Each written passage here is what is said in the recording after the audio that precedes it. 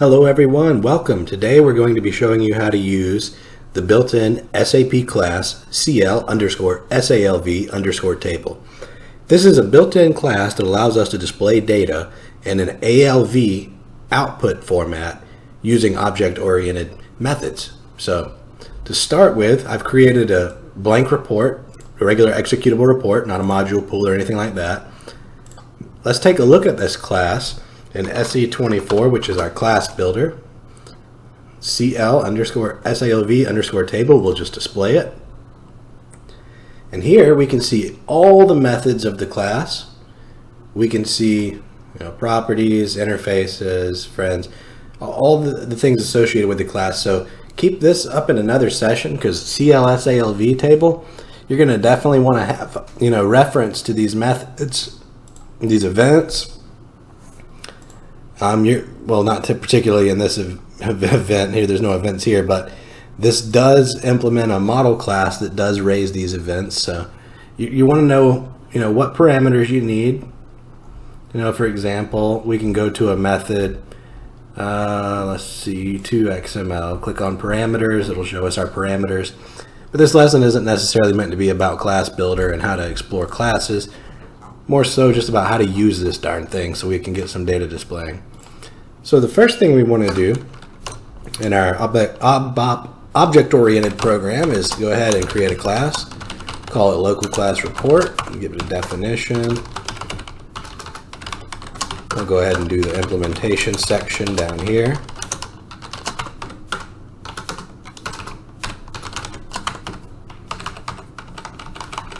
So now in our definition we need an entry point for our program, so we'll make it a static entry point just so we can call it without an object of the class later on.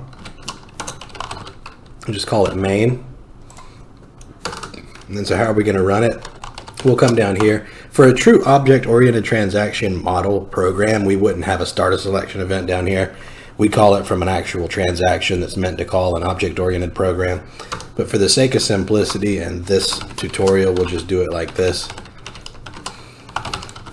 We'll call our main method, and what we need to do in our main method is go ahead and provide an implementation. So this is where we're going to be setting up our ALV, getting our data, and getting ready to display our data. So to use the CL_SALV table, what we need to do, I guess I should say public section here, what we need to do is have some data. I'll just call it, let's call it reference table, and it type ref2, and then the built-in class CL_SALV_table. So now we have a reference to our table in our class, but we need to create this reference to our table. So in order to do that, we need some form of internal table that we want to display. So I'll just go ahead and create a table, call it out tab, type standard table of SPFLI. So this is just going to be a standard internal table of type SPFLI, which is an SAP flight model table. So what else do we need? Well, for starters, that's about it. So let's go ahead and in this main method, let's put some data into our T_out tab. So we'll just say select all from SPFLI into corresponding fields of table T_out tab. We can actually break this up into another method here, but don't worry about that for now. I'll let you guys design your own classes the way you want to do it. So we selected some data into our internal table. Now we want to use the CL_SALV table. So how do we do that? Well, we can't just come over here and say create object R_table. If we do that and we check our code, well, what do we have here? Oh, I made a silly mistake. Let's go back up here. This is a static method, so we need static data, so class data. Now if we check our code, we're going to see here an instance of the class CL_SALV table cannot be created outside the class. That is because the CLSALV table, if we go back to Class Builder, can I show the source code based definition? I guess I can't. So instance generation is set to private. So nobody can actually create an instance of this CLSALV table class except for the class itself. So how do we get around that? Well, thankfully there's a design pattern in object-oriented software development known as the factory design pattern. And the factory design pattern, in a nutshell, basically means that you have a class, and that class is responsible for creating instances of that class, for creating objects. So, if you're not familiar with design patterns, there's a lot of stuff on the web. Definitely go out there, look up the factory design pattern. You got a million different design patterns, the actor design pattern, visitor, all these different things. But if you'd like a book, I really like O'Reilly's Head First Design Patterns. I just bought the 10th anniversary edition myself. The examples are in Java, but you can kind of get the gist of it if you're just an ABAP developer or you have some exposure to other programming languages.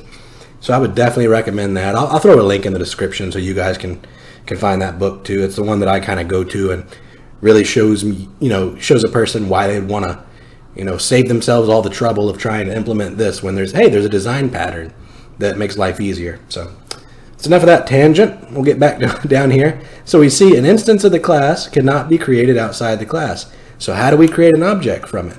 Well, in the factory design pattern, there is a method in our CLSALV table. Go to methods. We'll see down here called factory. And if we read the description, it says get new instance for ALV table object. So that's what we need to do. So what we need, we'll go ahead and use our pattern right here just to make life simpler. You could write this out all by hand. Some people do. I'm all for less keystrokes, so we'll go to pattern. We'll go to ABAP objects patterns. Then we're going to call method. We're going to provide the class name, which is CL_SALV table. The method is factory. And then if we hit enter, it's going to go ahead and give us the structure that we need to call this method. So I want to handle that exception. I'll uncomment the try catch. And then we need to pass in two parameters. T_table. I called it T_out tab here. This is the internal table whose data we would like to display. For this moment, we're not going to use any of these exporting parameters. This is mainly if you're going to try and do a list display, or you're displaying this ALV grid in a inside of a container, but this is going to be a full screen ALV grid, so we're not going to worry about that. Go ahead and uncomment our importing, and we have to pass in the reference to the table that we want the factory method to assign the object to. So we can't create the object ourselves. Instead, we call this static method factory, and it's going to assign the object to our reference. So another thing I like to do, just because I think I read somewhere in some documentation from SAP themselves that this is the way they're preferring to do it nowadays, we'll go ahead and do that. Pretty printer, we should be okay here. So now what this does, it calls the factory method, which gives us an object for our R_table class variable. It uses T_out tab, which we've selected data into, and uses that as the basis for the ALV. So now if we come down here, it's not just going to display this. We can go ahead and check our code, activate it, and then we can go ahead and run it, and our start a selection event is going to call the main method in our report class here. But if we run it, nothing at all is going to happen. So what we have to do is get our table reference variable, call a method on it, and that method is going to be display. So if we check it again, activate it, go ahead and run it, now what we should get is an ALV table, and this is just all the data in the SPFLI table selected into our internal table. You can see that the CLSALV class handles all of the labels for the columns, which is really, really nice. If it's a data dictionary reference, it'll go ahead and do that. If it's a key field in the table, it'll go ahead and set it up this nice blue color So these things that we would normally have to do when we were using our reuse ALV grid function module are handled natively by the CLS ALV table class, which is just wonderful. It's, you know, if you're just selecting data already built into SAP, not in custom tables or anything, it's going to go ahead and name the dang grid for you. It's going to do all this stuff. It's based on, you know, the actual data type. It's going to display it that way. So just perfect. Saves us a lot of blood, sweat, and tears. And what we would have to normally use 30, 40 lines of code for, we can do in just a few. So let's look at some methods on our SALV table object that we can use to modify this output. So the first method that I like to highlight here is, of course, the display method and the factory method. We've seen both of those. Now, the other methods on here get objects associated with the actual table. So aggregations, we can get this aggregation object and actually use totals or sums. Columns gets the individual column object. This is kind of like your field catalog. Essentially, that's how I like to think of it. If you're familiar with the old school way of doing things, this is the field catalog. Display object, display settings, and, you know, some other less used things that we won't really use too much. Get functions. This is interesting. Let's comment this and run our code again. Go ahead and activate it again. Run it. So we see here, we don't have any of the functions associated with the ALV grid. You know, normally we can export it to Excel, sort, sum, do all that kind of stuff. Well, by default, for the CLS ALV table class, that's disabled. So what we need to do is get our functions object, and then we need to call a method on our functions object, which if we come down here, we can see set all. I mean, we could just set, you know, say for example, we want a certain, let's do one here. Let's say set sort ascending, and then we'll set it to true, ABAP true. This is the same thing as doing, you know, just a X character. Go ahead and activate it. Well, I thought we'd get it here anyway. Set sort ascending, ABAP true. I've called it after I've called display. So that's another important thing to highlight. If you're going to change any of the attributes to this table, you want to do it before you display the table. Otherwise, you're going to have to refresh that ALV. Otherwise,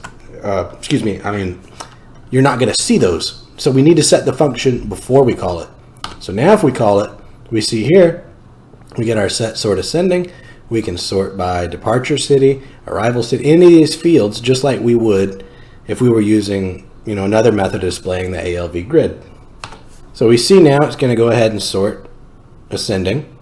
So, you know, for some reports, maybe you don't want all of these different functions enabled. Maybe you just want some basic functionality.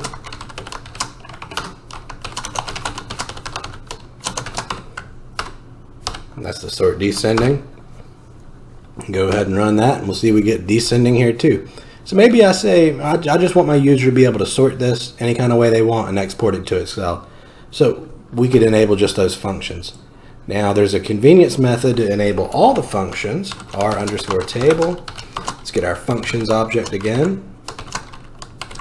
Oops.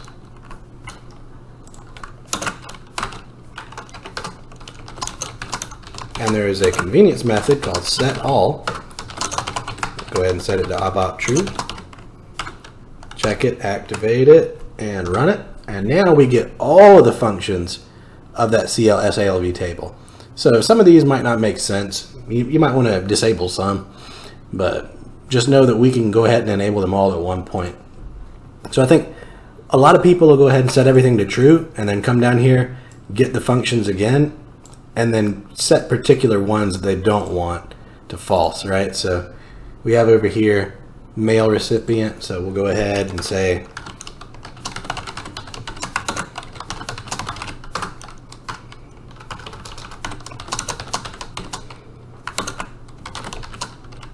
well, it's not called set mail. What is it called? Set export mail, I think it is.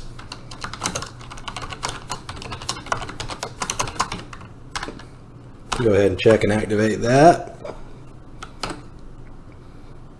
Well, maybe it's not called set export mail. But the point is I'm trying to make here, guys, you can set everything to true and then exclude the ones that you don't want for your user to be able to use. So that's what the functions do. There's another one that I use all the time, another method that we'll look at. It's called rTable. And then we're going to get the columns object.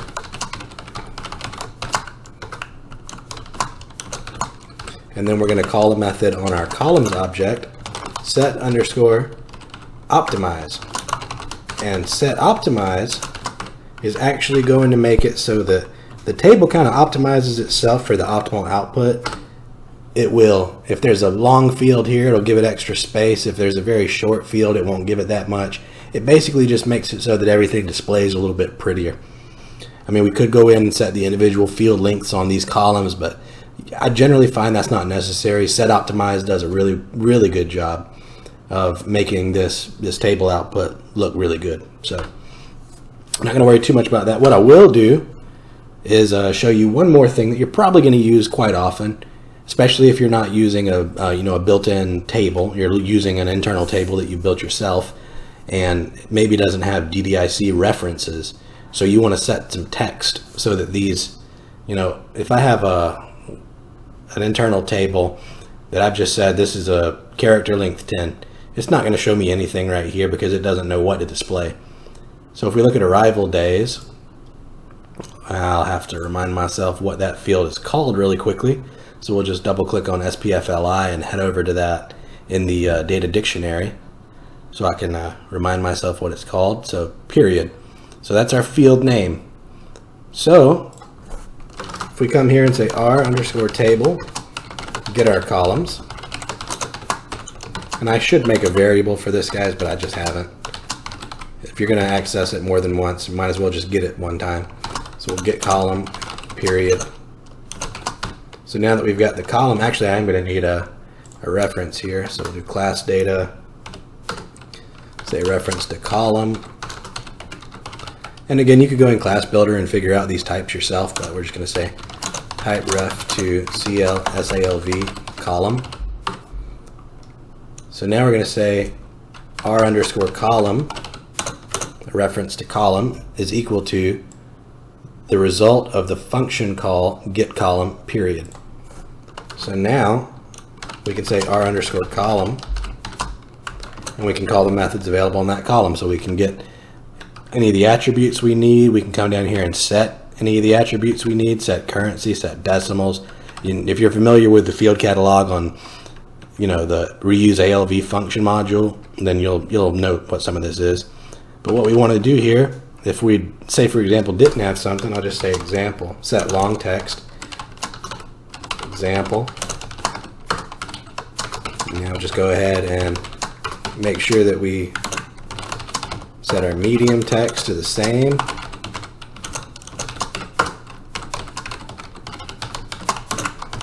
And set our short text to the same.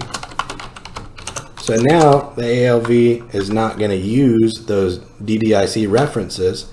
We have a warning here that exception can be thrown from this get column call. I'm not going to handle that right now with a try catch because I know it exists, but go ahead and just do this. So we'll go ahead and hit execute, and now we see instead of the DDIC reference being used, short text, long text, medium text is all the same as example. So let's actually do something different here. So we'll say, since we've set optimize to true, it's going to optimize this as best it can. We'll set our long text to example, long, medium text to example, med, and short text to example, short. And that might be too long for short text. Yeah. So let's do sh. It still might be too long, but we'll see, or do s. That's fine. So go ahead and check it and activate it. Run it again. So we see example s because it's displaying the short text. Example med because it's displaying medium text. And if we make it really, really big, well, it's got a mind of its own. It's not going to display the long text, but it will on the tooltip hover right there. See there? So we have that option. That's another thing we can do. Another thing that you might want to be able to do is say, for example, user double clicks on one of these values here. So user double, like you do in other SAP programs for either a drill down, or if I click on flight number 17, it might take me to an SAP transaction where I can view details about flight number 17. So what we're going to need to do in order to do that in ABAP objects is we have one of two options. We have to have a class with a method that is meant to handle that event, that click event. So we can either do it in a completely separate class, which a lot of times you'll see, especially if the program isn't an object-oriented program itself. So there'll just be a separate class definition up here. Someone will say something like class, LCL, event handler, definition and implementation. But since we're already using ABAP objects for this report, I think what I'm going to do, and I haven't done this before, but I think it might work. We'll go ahead and create a method, make it a class method, and that method is going to be called, let's just say handle click, and it needs to be for event. And if we go back to our class model here, we can figure out the events that this class will actually raise. We'll just say for event double underscore click of CL SALV events underscore table, and then the method signature, so importing row column, and this is just the index of those two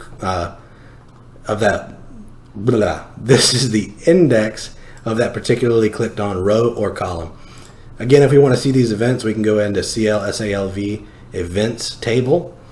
Go ahead and save this, go into the class builder for that, and it's going to show us these different events that the class can actually raise. So we have raise double click, raise link click. So those are going to be our most used events, so I'll just demonstrate those. So come in here, we got our main method. Let's go ahead, and we could place it anywhere in here, but let's go ahead and define it right here. Method handle click end method. So what we can do here is we can just say data LV message type string, and LV message equals clicked row, and then let's do it this way here, clicked row,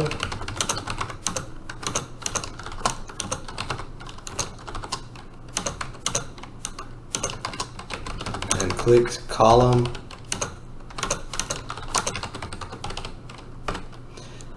So this is just going to say click row, going to get the importing parameter row, and click column and get the importing parameter column. Throw it in a string, and then we'll just put it out on screen as a message to a user. Type information. So that's all we're going to do in there right now. But in order for the CLSALV table class, in order for that object to know that when double click is raised, we need to call this method. We actually have to set the handler method for that. And the way that we're going to set the handler method is we come down here in our main method, and we're going to say set handler LCL report, and then the method that we want to use, which is handle click for, and then we're going to need our actual event. So one way that we can get our actual event is going to be to call a method, which is r underscore SALV underscore table. Oh, I just did r underscore table, get underscore event, and then we're going to be receiving a value, which is the actual event. So we would need to create a variable here. This is one way to do it. It's the way I like to do it. It kind of conforms to that object orientedness that everybody likes nowadays. And that event is going to be reference underscore, let's call it event, and it is type ref to CL underscore SALV underscore events underscore table. So now back here, we'll just say reference event equals table, get event, and then we'll set our handler. So this handle click is going to handle this event. So now we can check it. Again, I didn't handle that earlier. I probably should have. Activate it. And now if I run it, and I double click on any of the rows in this table, I should get a message. Click row 5, column city from. So I can see the column and I can see the index of the row. So that's pretty neat. You know, a lot of times what we would do here is, so we have our reference to our table. Let's see here, T out tab. Let's go ahead and make a structure.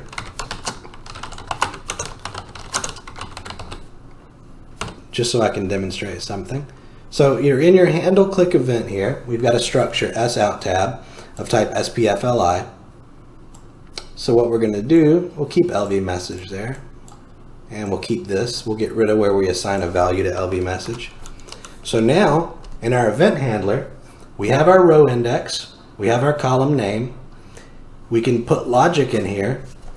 We can say read table T underscore out tab index row into S underscore out tab. So what this means here is we're going to read the output ALV table at the index of the row that the user clicked on into a structure S underscore out tab. So now what we'll do is we'll say let's say LV underscore message equals city from for flight equals and S underscore out tab city from. So we've read this data from the actual clicked on row, and we're just going to display a message to the user about it. So if we check it, activate it, and then we'll go ahead and run our program. So if we double click on any row, and we're not doing any sort of logic to filter based off a column, so I can click down here. We'll say city from for flight equals Rome. So we'll see Rome is the city from. Come down here, double click, city equals San Francisco. So that's pretty neat. That's how we handle our events in an object-oriented way. Again, there are two events particularly here that we can handle, which is, if we double click back here and check out our SALV events table, there are raise link click, which is pretty cool. It's if you set a column to be a link column, so you know, you'll see it in the old school SAP transactions, it's got an underline underneath it. It's a link column, it's a single click event that gets raised. We can handle that. And we can also raise double click, which is like your drill down type method. So that's how the basics of the CL SALV table class work. There is a lot more that this can do. We could go into some serious detail here, guys, but I'm probably already running pretty long, so we'll leave it off right there. If there's anything you want your CL SALV table to do, and you have any questions on how to get there, please leave me a comment, leave me an email, and I will make a video on it. But I think this is enough right here to get your basic reporting needs down. This 90% of any time I have to display an ALV grid, this will do it for me. If there's additional steps that you need particularly, let me know. Like I said, I'll make a video on it. I just need to know what you guys are interested in so that I know what video to make. So thank everybody for watching, and we'll see you in the next one. Bye-bye.